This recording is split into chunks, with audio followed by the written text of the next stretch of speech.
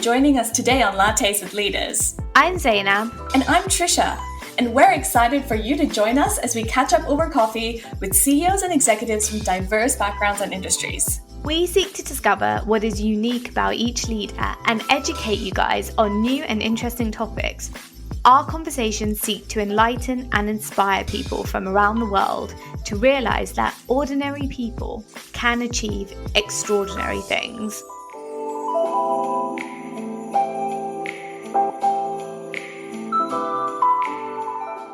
You have to figure out your why. The why is the most important reason we do everything that we do. And in my case, as somebody who quite literally, we always joke, networks for a living, that was my why. I was doing this because we wanted to connect our portfolio companies with best-in-class software leaders that they could learn from.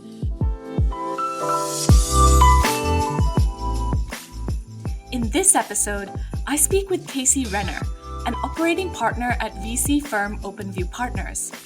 Casey is known as the master connector at OpenView. She knows basically anyone and everyone in the B2B software industry.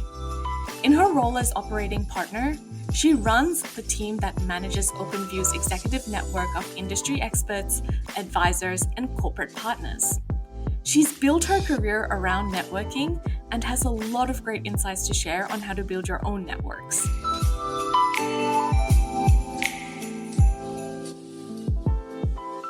Thank you so much, Casey, for joining us today on Lattes with Leaders. For listeners out there, Casey is an exceptional partner at OpenView Partners. And one of the things that really stands out to me particularly when I connected with her on LinkedIn, was that she does these weekly walks with executives from different businesses. And I'm sure if you love Lattes with Leaders, you would love Casey's weekly walk, so definitely check them out. But yeah, Casey, would you like to tell us a bit about your story, like how you've gotten to where you are right now? Yeah, for sure. And yes, thank you for the weekly walk plug. They've been going on 5 years, so it's been a fun journey. So definitely a big fan of getting to share people's stories like y'all are doing here. So yeah, this is Casey Renner. I'm an operating partner at OpenView. We are a venture capital firm that invests in expansion stage software companies across the board. I've been with the firm for about 8 years. And I was brought in to build out our network practice. So basically the, executives and leaders that companies who are building software companies want to learn from. So, back, however many years ago, everyone wanted to, know how did Slack, build the company that they have, or how did Dropbox build or DocuSign, and how could we connect with those individuals to get them excited about OpenView and the companies that we were investing in. And so I was brought in to build that program. That was, like I said, in almost 8 years ago now, back in 2015. And we now have a really well-oiled machine, an executive community of over 200 folks who we have personal relationships with, not individuals who we built one-off relationships with. And so for us, it's all about how are we engaging these individuals with what OpenView is doing, but also most importantly, with the companies that we are investing in and what they're doing, and what offerings and programs and events can we be putting on to keep those groups of people connected. So we kind of always joke, I'm either a master connector or a master matchmaker, one of the two. So that's just me and a little bit of 8 years condensed into 80 seconds. Yeah, wow. And actually the master connector piece is something that I'd love to explore later this episode. Yeah, for sure. Because that's definitely something that I'm sure some of our listeners have had challenges with. Like, what does it mean to be someone who networks and builds their network? Like, how do you actually go about it, and where do you even start? So I'm excited to get into that. In terms of how you, and of course, like you kind of fell into venture capital, right? Like it wasn't something that you were sort of actively pursuing, like it just happened. Like what was that transition for you? Like how did you find yourself in venture capital? Yeah. Yeah, I wish I could say that, if there's people out there listening who have a dream of being in venture, that I had some amazing, story that was so laid out that they could follow it. But I'll be transparent, I don't. I'm very lucky. I ended up in venture almost by accident. I was, out in Boston on a roof deck on, I think it was spring of 2013, and I met a woman, Devin McDonald, who at the time was an operating partner at OpenView, and we connected and hit it off. And we, became connections on LinkedIn and stayed in touch a little bit. And 2 years later, she reached out to me and asked if I was interested in this particular role that they were forming. They weren't 100% sure, kind of what team it would report into or how it would work exactly, but they knew that they needed it and they had kind of the parameters of the role set. And so at the time, I really had no idea what venture capital was. I barely knew what SaaS meant, much less any other acronym that we love to use in the industry now that I'm, all that I'm familiar with. And but it was seemed like a great opportunity. And quite frankly, it was closer to my apartment at the time in Boston than where I had been commuting to for my job. And the people seemed great and I took it. So yeah, it was just, and I think what's funny is I was brought in to build a network that's all around connections. And the reason I got my job is because of a connection that I made 2 years prior to being offered the job. And I think the biggest takeaway or learning from that story is just because when you connect with someone initially, there doesn't need to be an immediate ask or, something has to come out of that, the next day, but just building a good connection and staying in touch, you just never know where it's going to lead. And in my case, it led to what I consider, quite frankly, is the start of my career that I am in today, my post-college career.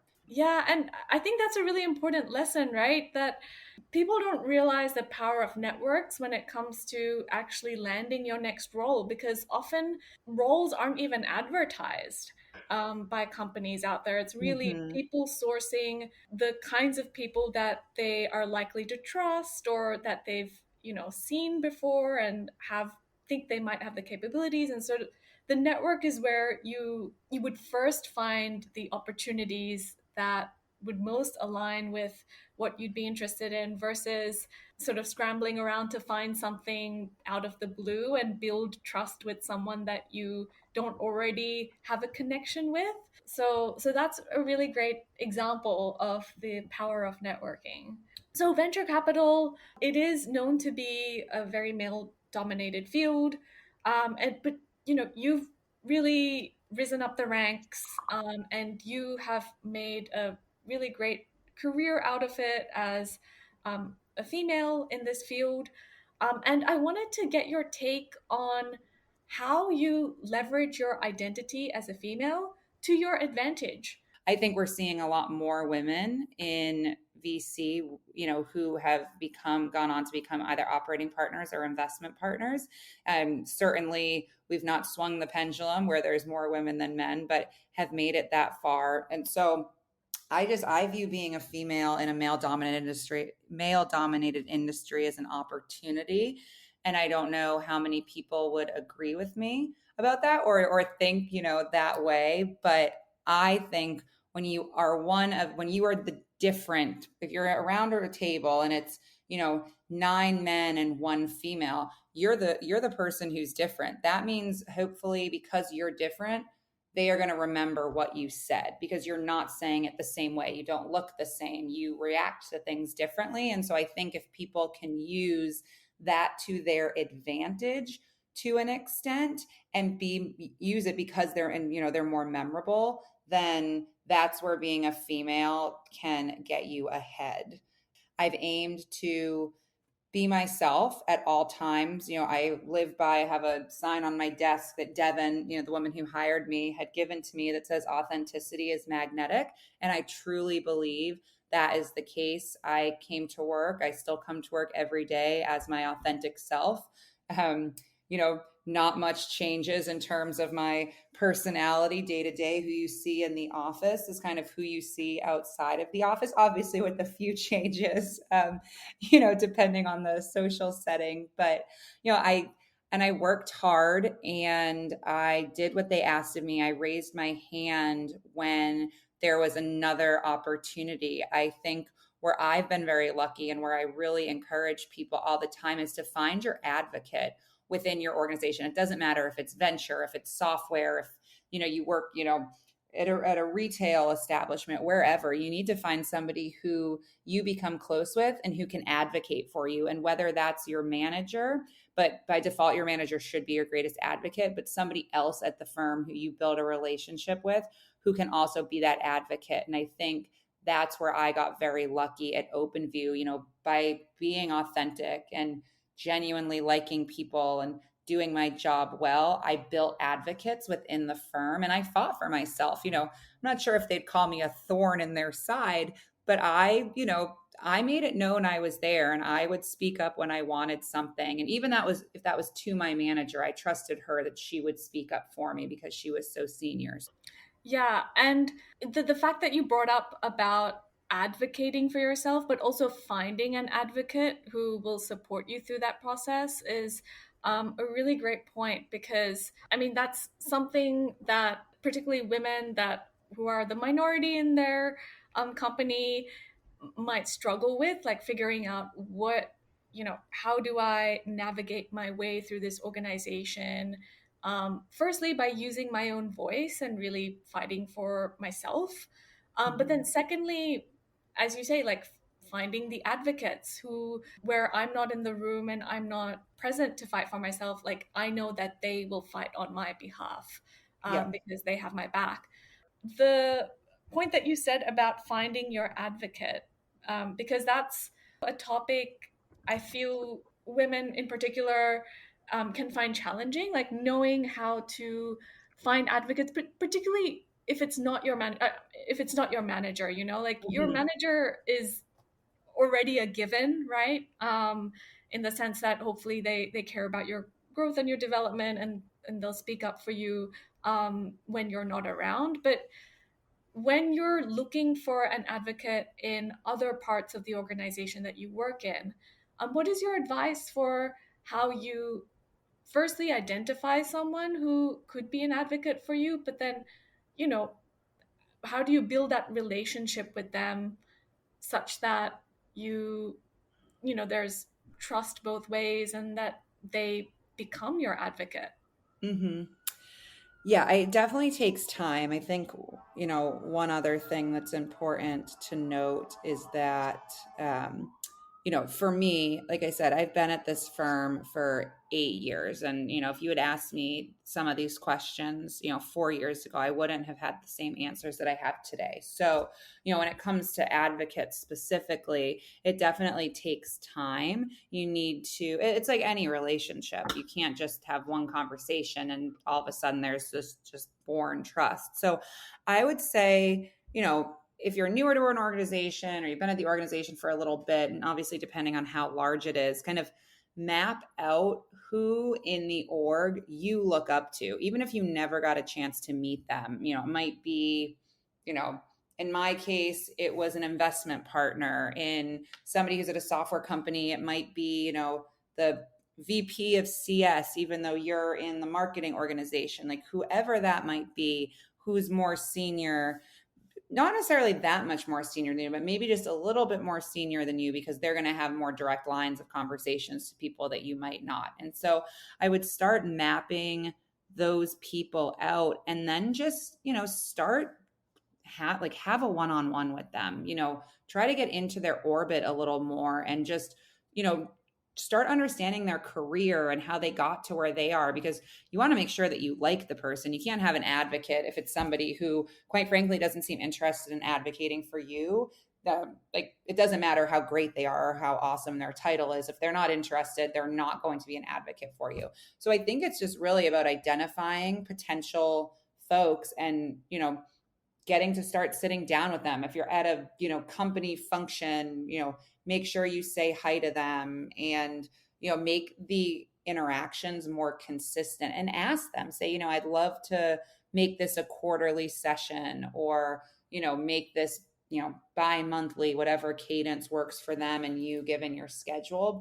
And I think it just takes time in the organization, and ask your manager too. Like I said, they're your biggest advocates. So go to them and say, I think I'd love to start developing an advocate relationship outside of just you. Is there anybody you would recommend I maybe start with? And could you put in a good word for me about building a cadence with them?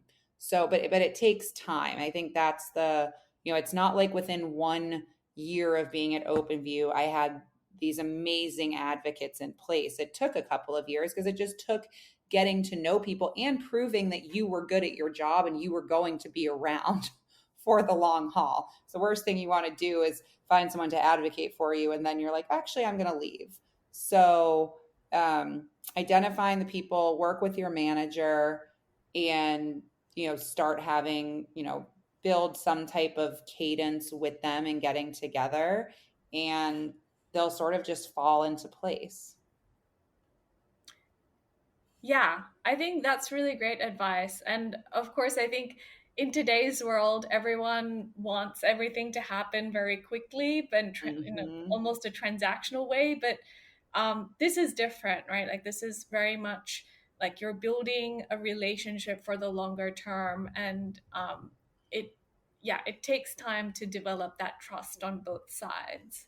Yes, we definitely live in a world of instant gratification. I mean, we're all guilty of it. Gosh, you can, go on your phone and, buy, insert anything with it, the click of a button. But I think good things take time, and relationships and building them, curating them, any of that, like, those don't happen overnight. And becoming a leader doesn't happen overnight. You just have to do the right steps to lay the foundation, and it's stairs. You like take the stairs to the next level. You do one thing and you do the next thing, and 6 months in, you find another development opportunity to focus on, and you kind of just keep looking ahead while doing your job really well. And I think that's a really important thing to understand for people who may be listening to this podcast or listening to other women you have on, that, like, as silly as it sounds, I'm really loving the kind of quotes today. Like, Rome wasn't built in a day,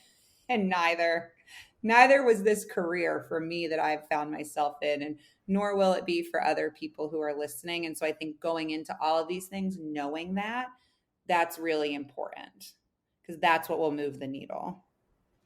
Yeah, absolutely.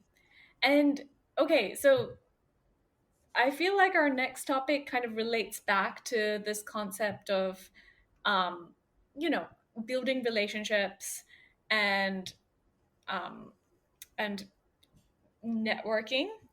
Um, so networking has a bit of a negative connotation out there. I think a lot of people associate networking with, oh, I need to like uh, go find someone that's going to do a favor for me, and then I've got to do a favor for them, and it's like me having this transactional relationship with someone who I'm interested in only for a particular purpose.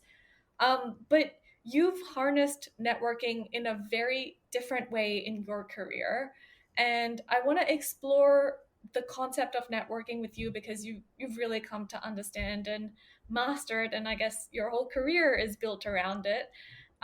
So let's take a step back. Um, you know, Firstly, why is networking important? And then what is the basics of networking? What does networking mean to you? Yeah, well, I think we said earlier, like, why is networking important? And especially this day and age, new jobs are found, via networks. People who people date are found via networks, customers are found via networks. Everything is sometimes made a little easier when you know somebody who can introduce you to somebody else. And so, the network effect. And so I think it's just important, especially in this digital age that keeps getting more digital, at least for me, it's really important to still remember that there are humans involved in this digital age, and there are humans on the other side of emails and customer calls and insert anything. We even joke in B2B SaaS, there's still a human on each side of the B. Just because it's a B2B product, you're selling to a human. And I think that's why networking is so important, because humans are important. Humans make the world go round, except for, chat GPT and all of that, but humans had to develop that. So that's why networking, I think, is so important. And especially, I can really only speak for, how our network benefits the companies that we spend time with, but people want to learn from those who have done it before, who have done what they might be trying to achieve. And you can't do that by Googling. You have to do that by getting to listen to these people's stories and understand how they did what they did, and, take those pieces of advice to help build your business. So, I think that's why networking is so important. It certainly can get a bad rap because, to your point, what you said, like, sometimes people think networking is just asking for a favor or needing to know someone because you need to know someone. But I always say I network with purpose.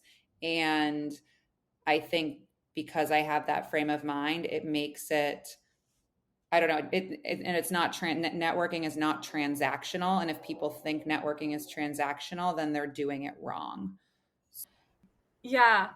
And okay, so let's say someone wants to start building a network.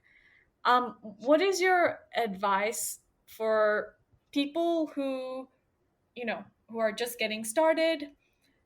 What are some mistakes that people commonly make when starting to build their network? And what are some of the best practices that people should be thinking about? To go back to your first question of how do I go about networking, I think, and I say this all the time, you have to figure out your why. The why is the most important reason we do everything that we do. And in my case, as somebody who quite literally, we always joke, networks for a living, that was my why. I was doing this because we wanted to connect our portfolio companies with best in class software leaders that they could learn from. But I had a why, and I wasn't just building a network for the sake of building a network. I was building with purpose. And I think that's where a lot of people go wrong, is in their initial, like, I'm going to go to this networking event. Well, are you going, like, why are you going to this networking event? Are you going because you want to make new friends? You want to make new business contacts? You want to sell them something, which I think is the worst reason to be going to a networking event, for what it's worth.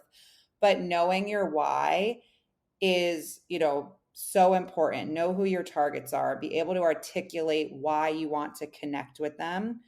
And that's going to make the initial foundation of networking, I think, a lot easier. From there, once you know your why, you figure out your who, like, who do you want to know, and kind of go after that group of people. And I think, be genuine. I hope this isn't a no-brainer, but I have been in a lot of networking events where they feel just the people who are talking to me, it does not feel genuine. And if I can pick up on that, I think a lot of people can pick up on that. So, get to know the person because you're interested in them as a human being and want to know their story, not because it's cool to say that you know them. So, I think that's kind of step. So it's like the why, the who, be genuine, don't force a relationship. These are more kind of tips and tricks now, but you're not going to click with everybody you talk to, and that's okay. So, if you went on a subpar date with somebody, would you keep dating them? Probably not. Same goes for any type of relationship. I think particularly in the business world, if you're not connecting with someone, just let it go and move on. There's plenty of other, people out there who will want to connect with you. Keep in mind, relationships are a two-way street. This is also where people get it wrong and it becomes very transactional. At OpenView, we believe we value people above all else. That is one of our values. And that is how I have gone about building this network from day one. It is not about what they can do for me. It has always been about what I can do for them. And sure, that might come back to benefit what OpenView in the long run, but I want to prove that I'm here, I'm genuine, we can help them, we're interested in their stories. And once you build that trust, if you have something to ask of them, of course they're going to say yes, because you've done so much for them. So I think keeping in mind that there is a two-way street, and if you go into it with the lens of what can I do for them, not what can they do for me, just having that mindset is really important to be effective at this. And then pay it forward. If you've pinged so many people and they have connected with you, make sure that if somebody reaches out to you, you take the time to connect with them, because karma is a thing. And I also think, from a networking standpoint, like keeping in touch with these people. If you have one great conversation, don't take 6 months to get in touch with them again. Maybe it's just an email, or, grabbing a coffee with them when you're next in town, but don't make sure you have this goes back to the advocate piece too. Like, make sure you have a regular cadence to build that trust. But, those are sort of my, I don't know, what was that, 6 or 7 kind of tips. It was a very quick voiceover of tips and tricks for building a network. But I really just think the most important piece, if you could distill it down, is know your why and network with purpose. Yeah, that was a lot of great tips, all in there. And actually, I want to go into a few of them, because I've been reflecting on this in a different angle over the past week. Actually, I've just been reading this book called um, Givers and Takers by Adam Grant. Have you heard of Yep, that one? I have. Yes. Yeah. And it just, as I was reading the book, it kind of came to me that, yeah, there's these people who like are very focused on their own outcomes and will, find the people who they can leverage for their own benefit, versus these people who go in with um, the mind frame of, I'm here to add value to the world, and how can I do that through, reaching out to people and then um, making the world a better place. And then Adam kind of makes the case for actually the second group of people, the givers, are the better networkers, because because there's that two-way street. And the thing that you were just saying, which is, it's not just you asking someone to do favors for you and to help you for your own interests. It's you building a relationship with that person and really focusing on how you can add value both ways. And so that, I think, was a key takeaway from me for that book, and it was great to hear you touch on that as well. Yep. I definitely believe that I am certainly a giver. I would like to think the people I work with would say that, but I think that what has made my ability to do my job well, as having that mindset. And I think it's also important to point out, there is like, like I said, I network for a living.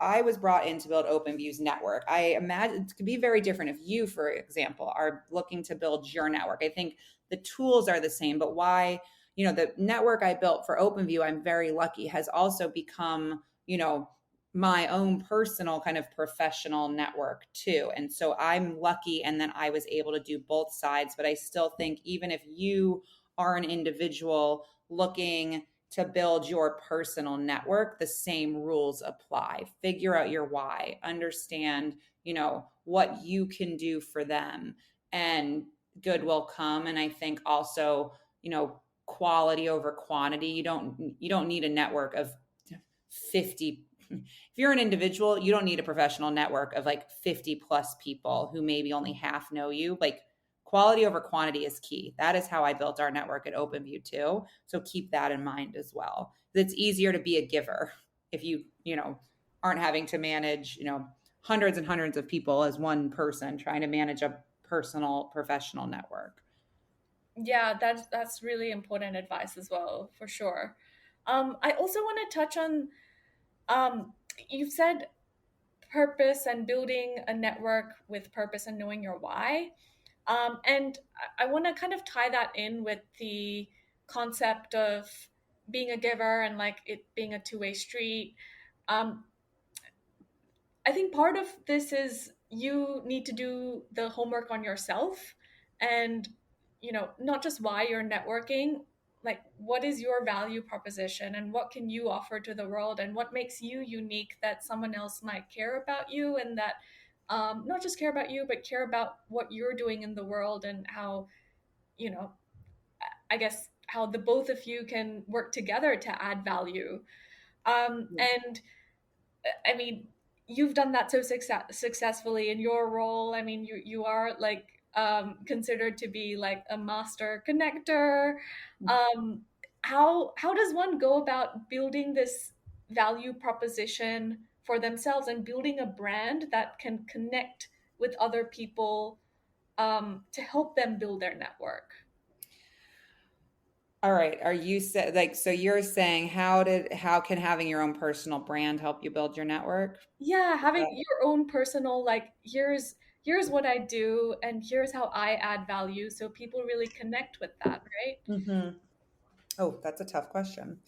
I think I think they sort of go hand in hand. So, if you are, you know, you're on the path to becoming, director of content, you're in the world of content or marketing, you obviously have a very specific voice in what you do. And so you might want to get connected to somebody who maybe has a slightly different voice so it can help inform what you do, or you might just be looking for a peer.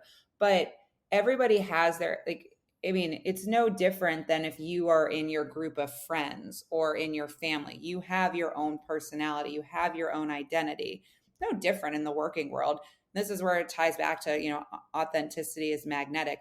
You really shouldn't be much different from, you know, who you are, who that identity is as a human being at home versus in person. And I think if you're clear on who you are and what your identity is, then it's easy to start sort of not building a brand, because I think people get caught up in like, we need to build a personal brand. We need to have our own brand. You don't need to. Like, why do you need to? You just have to have your own identity. And your identity might be, in my case, I'm happy about it. I love the color pink. And, everyone knows that. And, that's not necessarily my personal brand, but I remained consistent that I've been the same person at OpenView that I was walking through the door in 2015 that I am today. And that's who people know. And that's allowed me to, build this brand. And then subsequently, the weekly walks, which have been going on for so long. And that was just a small idea that we had 5.5 years ago that happened to take off, but it just as easily could have not taken off. And I would have been back to square one. And I think you don't need to get so caught up in having your own brand that you're so focused on defining what that is. I think defining who you are and knowing what your value is, and even if it's writing that down, being like, okay, here's what I can do, here's what I'm good at. If someone reached out about, how to build I don't know, a marketing strategy, like I'd be able to talk to them about this, or how to build an email marketing program, like, and then finding groups who, if there's a Slack group or a monthly meetup group, and starting to go to those and just have conversations with people. And I think I've been able to build a brand around who I am because I didn't focus on it. And it just kind of came as I started having more conversations with, it's almost like the people I was having conversations with helped mold me a little bit into the brand that I have today. I've always been there's always been a lot of pink, and, if we watch the weekly walks, a lot of sunglasses and accessories. And like I said, I'm a female, I lean into that stuff hard. But I never focused. That was never my primary focus. And so I think that does not need to be a component of successfully building a network at Yeah. all. Yeah, and I think you kind of just touched on this on when you were explaining the difference between identity and brand. It's just really focusing on the things that you're interested in, right? Like, these are my interests. Like, this is what excites me, and this is what I'm curious about, and you sort of just delve deeper into that world, and you connect with other people with similar interests, and that's just how it becomes your network, right? Mm-hmm. Yeah, um just be yourself. I mean, I can't. I wish that I think it's simpler than people think that it is. I think, we as humans, we sometimes like to overcomplicate things, or we like to, think these big grandiose things, but it's simple. Just be yourself.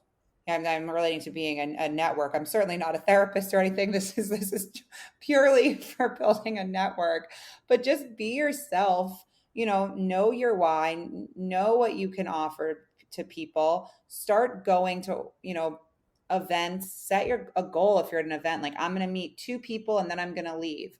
That's great. That's two more people than you knew beforehand. And then follow up with them and find time to connect with them if you feel like you clicked. And then everything else will sort of come. They say build it and they will come, but just start doing what works for you. Keep it simple, and eventually, compounding interest, it compounds, and it'll inform who you meet next. And then maybe you're going to do something slightly different, or you have a really good conversation with that person. So in your case, you're going to start a podcast. Like, you only need to do that after having all these conversations. So don't overcomplicate it. yeah, yeah, absolutely. Well, I think that is all that I have for today. Um, Great. Thank you so much, Casey, for joining us. Learned a lot about your career, but also particularly about networking and how anyone out there can go about really like understanding how to build their identity, and then, you know, build their network through that, and some Yes. great lessons in there. So thank you so much. You're welcome. Thank you for having me.